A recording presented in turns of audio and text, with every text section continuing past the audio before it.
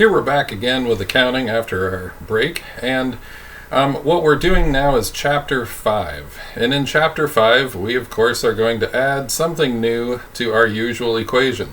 So if you remember, assets equals liabilities plus capital, or owner's equity, we could call it. And for a bit of a review, you need to remember that assets are anything that have a physical nature.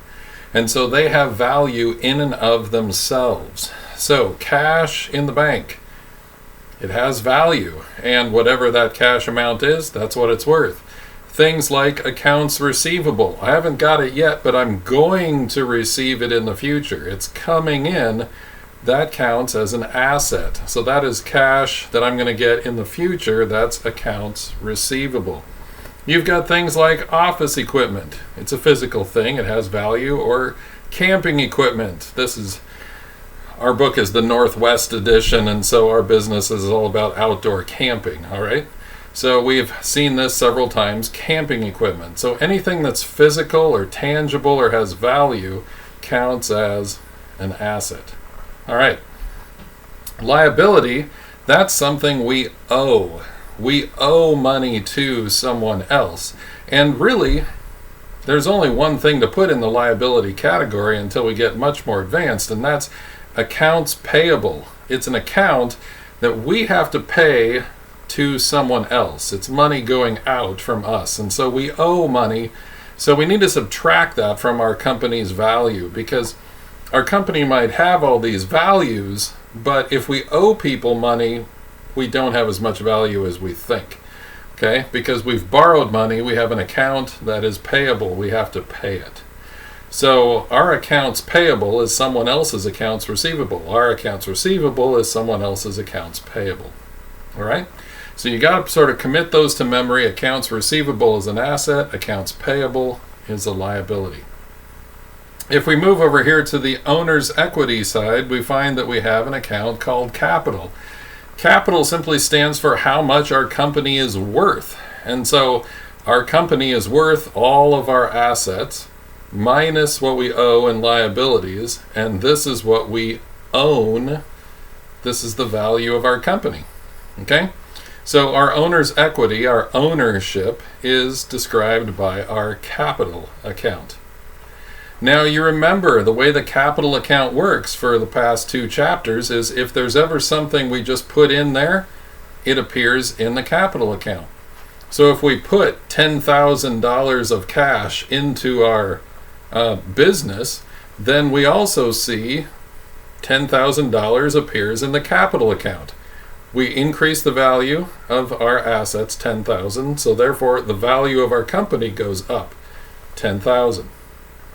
And what this is referring to is anything that is a donation. So when we start the business, we seed it or donate in some money, $10,000, to get it started. Where'd that come from? Well, that just came out of our personal accounts. It came out of our pocketbook. So there's no real business transaction. It's just donated. It just appears in there. And because that raises our assets, that donation also raises our capital.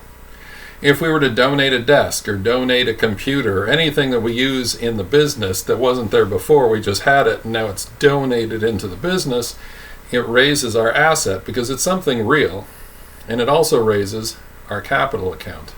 And that's how we've been doing that. Okay? All right.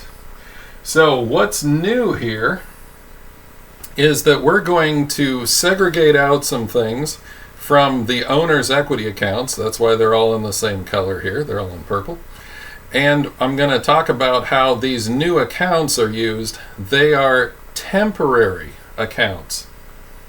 Okay? These are temporary accounts under the capital account.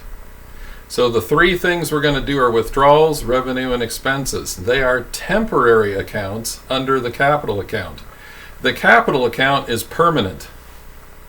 It is the value of the business, and that is always a permanent account you always have. But to update that all the time would be very difficult. And so what businesses do is they pull out some of the things that happen on a regular basis these three things. These are temporary accounts. We're going to pull them out for, say, a month or 3 months, whatever our accounting cycle is, usually a month. And we're just going to deal with these accounts in rapid fire, work, and then we're going to close those to capital at the end. So you've got a permanent account, capital, and it's just sitting there like 50,000.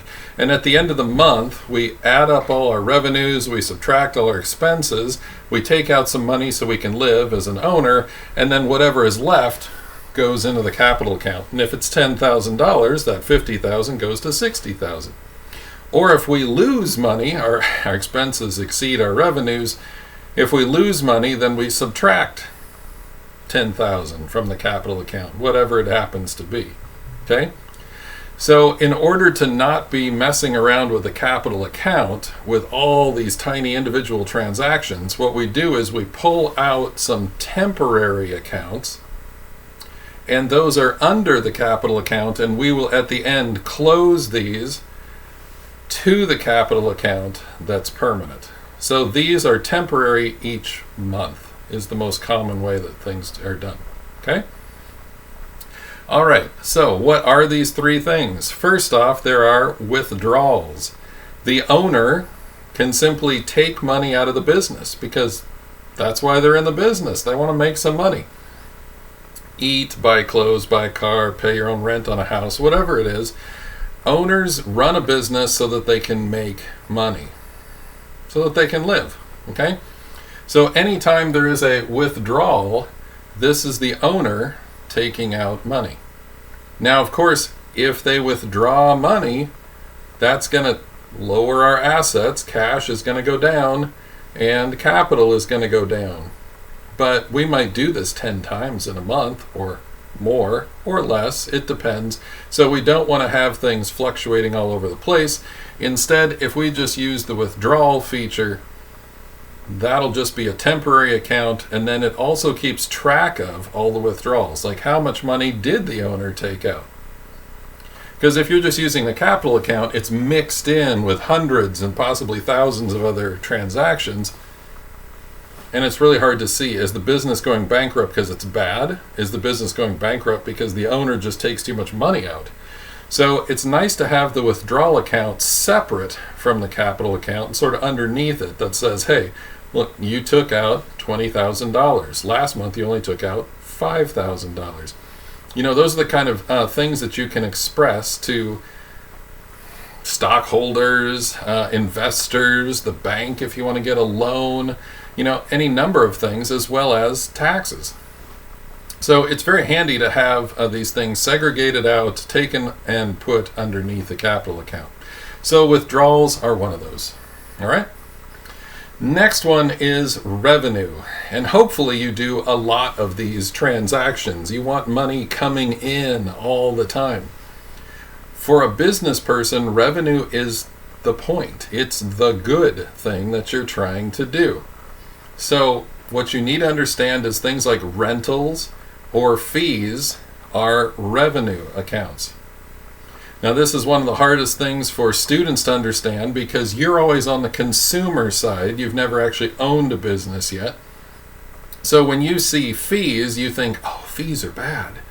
And so fees must be like an expense. No, the revenue is the business. So for a business owner, the fees you are charging is bringing money in.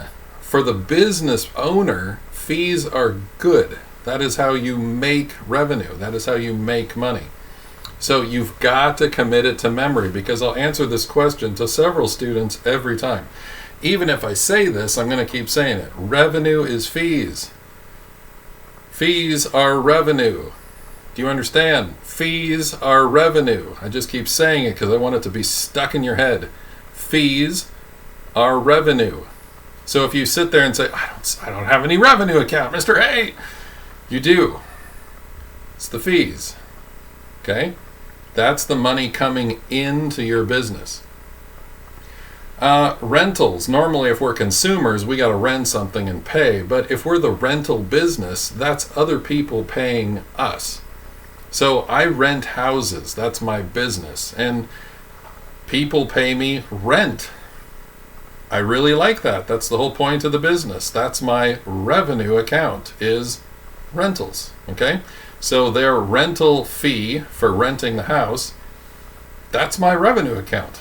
That's what I want to see, happening more and more. All right? So in the language of business, revenue is usually expressed as like rentals or fees or something like that.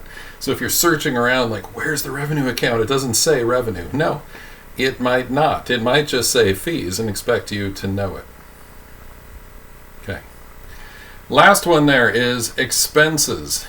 Now this is by far the highest number of things that could happen. For example, my revenue account rents. Every month I get one check from each person renting a house. So my revenue account book, it fits on one piece of paper. Did they pay in January? Did they pay in February? It just has 12 entries. That's it. My expenses are like several pages because, you had to buy nails and screws and fix a fence and fix a roof and fix a faucet and repairs. See, I got all kinds of things. I do repairs all the time. And sometimes you just have to maintain things, like buy new filters for the furnaces and clean out things for like get your lawn certified for the proper irrigation systems and stuff like that. Advertising. If I want someone to rent my house because someone has left, I have to advertise, and that's another expense. And I like to pay the garbage because I don't ever want to have garbage at my rentals, and so that's a utilities expense.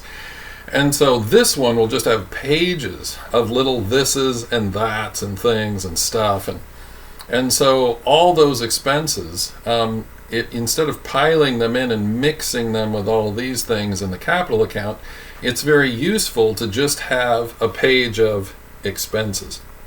It's great for taxes, it's great for loans, it's great for understanding, if you're spending too much or if your business is making a lot of money or losing, where's it going, just having the expense account listed there is a great help. And so that's why these things are pulled out of the capital account and they're put into their own list of accounts. So what Chapter 5 is all about is we're going to review some of these things like assets and liabilities. Those are still there. We're still working with debits and credits. We'll always be doing that, so we're still practicing them. But now we're mixing in 3 new things. All right?